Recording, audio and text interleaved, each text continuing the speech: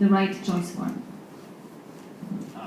That's an interesting question. I don't think it's really picked up here, but it's super hot in the U.S. right now. We have an Egyptian co-founder of Tilt, which is almost a unicorn, so almost $1 billion company.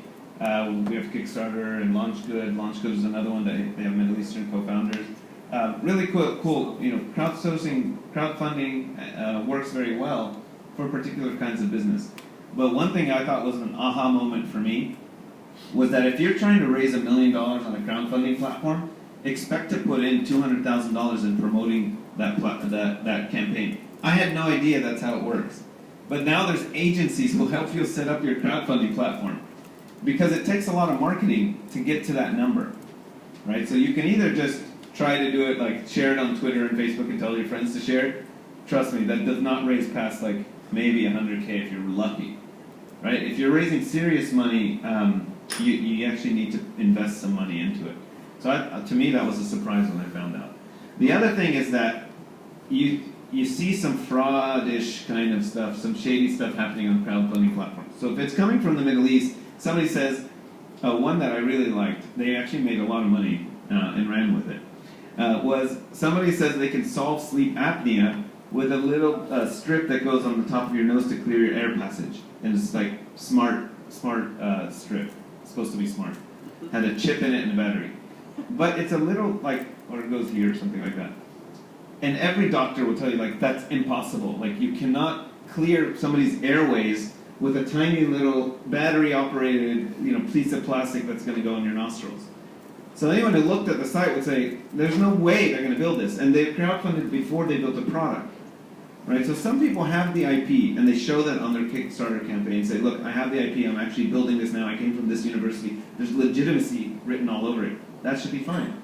But the moment it's like vaporware, and you have no idea how they're going to build it, and they're like, I'm going to build the next hoverboard, which there were several hoverboards, I think, on those sites.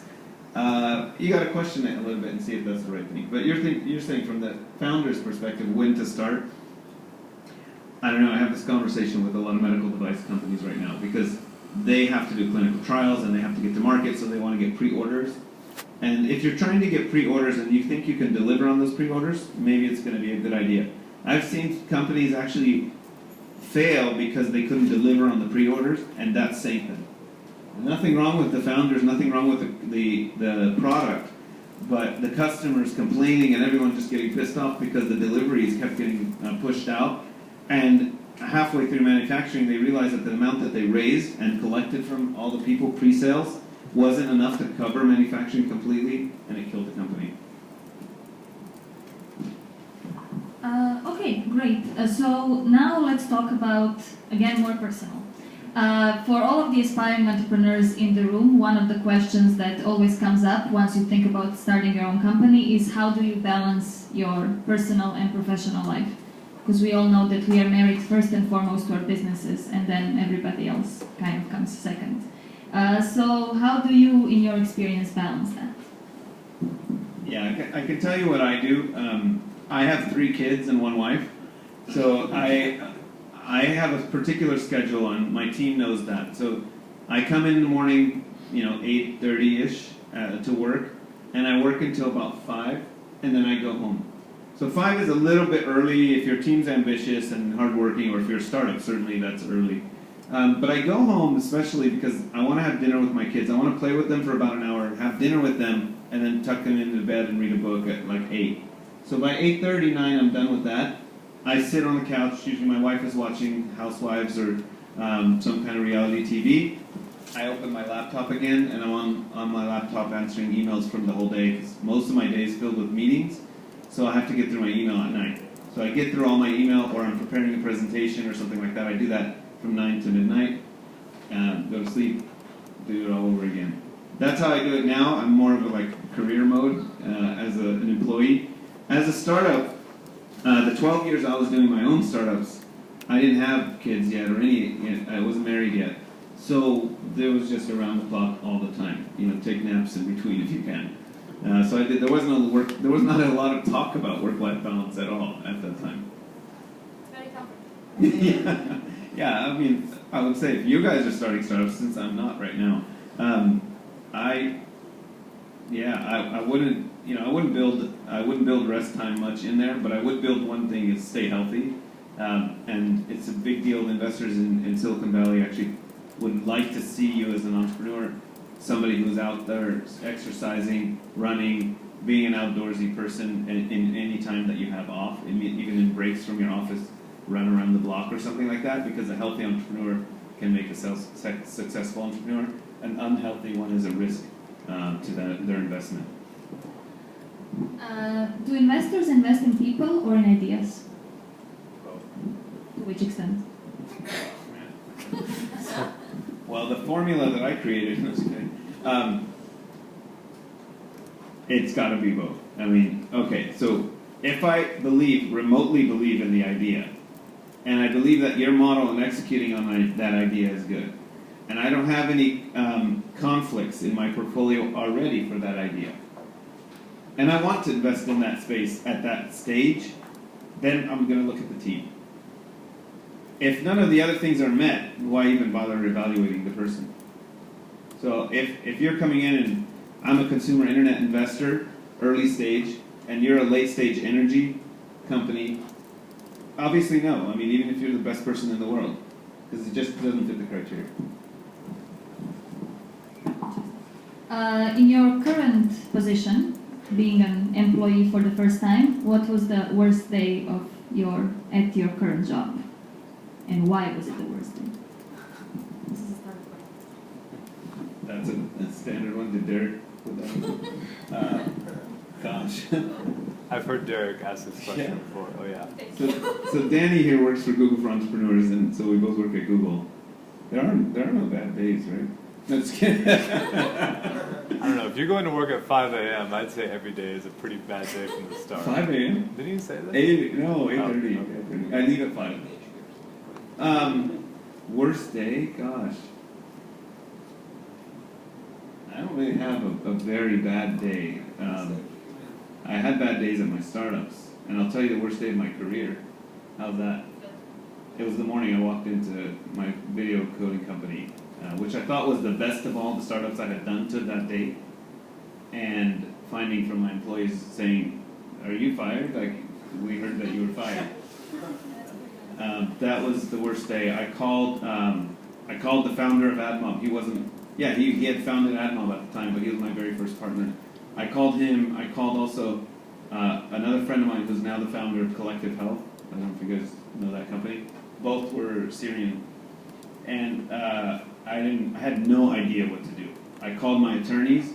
I called my investors, and I called my patent attorney as well, because I had filed the patent under the company name. Also a big mistake. I had my name on it, but it was a provisional patent, which is the temporary patent before you do the full. So after they did that with me, they actually changed the corporate structure to another corporate structure, diluted me from 33% to 3%. They fired me off the board, they fired me as CEO, and they went to my patent attorney, and they took my name off the patent, and they put their name on the patent. It was like a complete disaster. And by the way, I'm not bitter about it anymore. God damn it, no. It's now been almost 9 years since that happened. 8 years since that happened. And they're still trying to do it. Till now, they're not any further than the day I left them. They don't have any customers.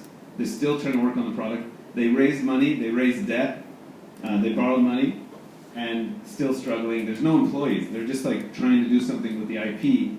I got on a shareholder call a few months ago, and on the shareholder call, they're like, "Anybody have any leads? Like, do you guys know any investors? And I'm not happy that they're suffering, but it just goes to show that, this also came up earlier today, that the founding CEO or the founder of a company is really important for a company's vision and to take it to the next level. In a year and a half, I built the entire product. I had 2 beta customers, and I raised money and filed a patent. And in 7 more years after that, it didn't go anywhere. So just something to think about. Don't let that happen to you this game. Too late for that. Right. Oh, you have an experience you would like to share as well? In the right We time. will open the floor in 5 minutes, so please do share. Let's talk scale. How do you achieve it? When do you achieve it? How do you go into markets that might be different from your original market? How do you know when to pivot? And all of these fun things that come at one point. All right, so I heard 4 questions in there. So I feel like I'm really good at scale now, after working at Google. That was a totally different thing than I was used to. At AdMob, if we got a $10,000 insertion order or a $50,000 insertion order, which is like a campaign buy, we were jumping up and down, we were ringing our gong, we were like so ecstatic. But it wasn't scale. Like, I mean, we had scale, we had over 100 million in revenue, but not like at Google. I mean, the first day at Google, I was managed to a $15 million quota. Then $250 million quota within my first quarter. Then $1 billion quota by my second year. A $4 billion quota by my third year or so. And when I left in January, that team had a $16 billion a year quota. $16 billion a year. Like, I didn't even know how to break that down into like, how much do I need to make per day in order for that to get to the number. Of course, I had an army to help me get to that quota. I had 1,400 salespeople with 300 technical salespeople and my group, which was about 65. We were 65 product strategy or sales strategy people to support the salespeople. Behind us was the product and engineering teams, right? So the quota started from me, or from our team forward for North America. So the sheer scale of that, and to activate 1,400 salespeople. So if every quarter you released, for last year, for example, in the ads business, we released 1,400 products, in addition to everything that was already in AdWords. Imagine rolling that out to your salespeople, getting them trained on it, to understand it, to sell it to your customers effectively, the customer to absorb that effectively, build a strategy and a solution against it, and then make the purchases.